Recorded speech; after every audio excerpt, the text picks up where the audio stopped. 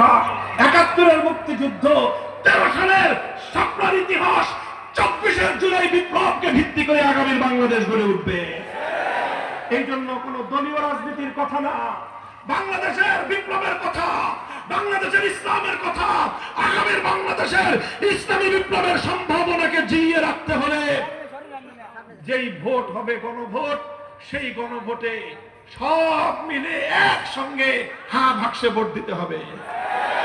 রাজি আছেন?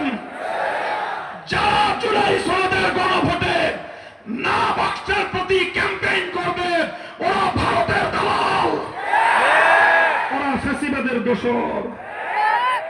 কাজে আসো, রাজনীতি করবা, যার চারটা করো, আপত্তি নাই। দেশের প্রশ্নে, জুলাই বিপ্লবের প্রশ্নে, ইসলামের প্রশ্নে আমরা ঐক্যবদ্ধ থাকি। পরাজিত শক্তি ইনশাআল্লাহ বাংলাদেশ আর কোনোদিন ফিরতে পারবে না।